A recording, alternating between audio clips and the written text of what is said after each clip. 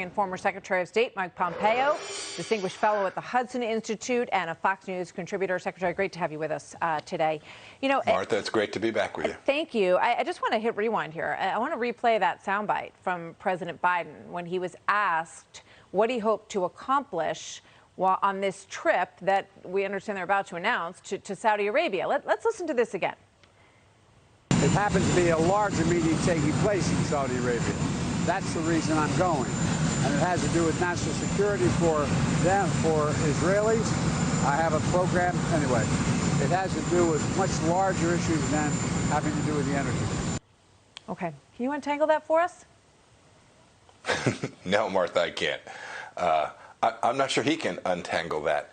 Look, he's got himself in a place. He said things that were deeply inconsistent with America's best interest. He said he wanted to make the Kingdom of Saudi Arabia a pariah state, when in fact they are an important security partner for our friends and allies in the region, when they're an important contributor to the global economy, and when you have a leader in Saudi Arabia who, for all the shortcomings that nation has exhibited over decades, is making a real effort towards reforming that country. I hope he'll go there. I hope he'll put a reset on that relationship with the United States of America. We had it in a place that was deeply connected to making life for the American people here at home more prosperous and more secure. And they walked in and, because the Washington Post was angry, they walked in and walked away from a really strong relationship between the kingdom and the United States, which is really important to the American people. Well, obviously, the murder of Jamal Khashoggi was a extremely disturbing event. And I know you wanted them to be held accountable for those actions. Did that ever happen? Well, Martha, two things. First, the murder of any human being anywhere in the world is obviously horrible. The murder of Jamal Khashoggi is no different from that. It's worth noting that the Iranians have killed more people since the death of Jamal Khashoggi than just about any terror state in the world, and we are, under the Biden administration, sitting at the table with the Iranians, negotiating with them to try and figure out how to give them more American money, just as a note.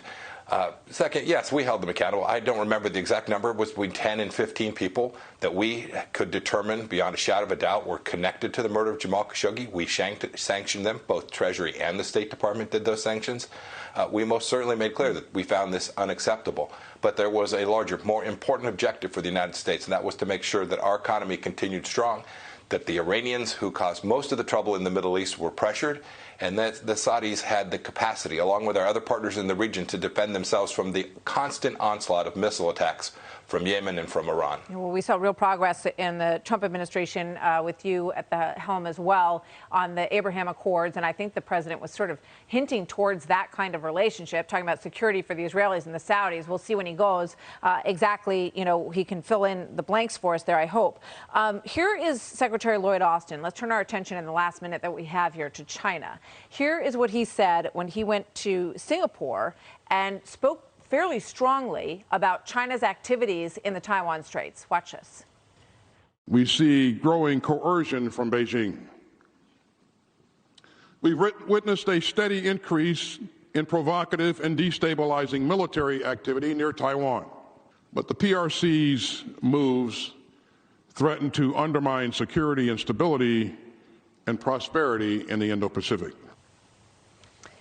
That's stronger language than we have heard from the defense secretary, who, you know, usually calls it the pacing challenge here. How do you interpret that?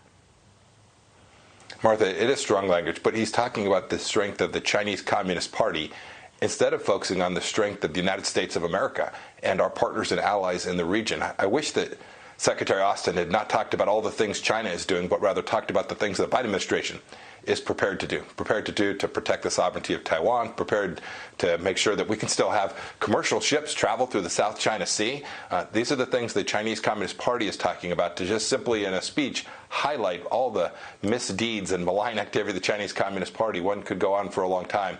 What we need to do is lay out a sound strategy to confront the very real threat that the Chinese Communist Party presents to the United States and to the central understandings about human liberty and dignity around the world. Well, China's minister says that the United States is doomed to failure if we entangle in that region, and that they are devoted to protecting their national sovereignty and security and the territorial integrity at any cost, says the leadership in China.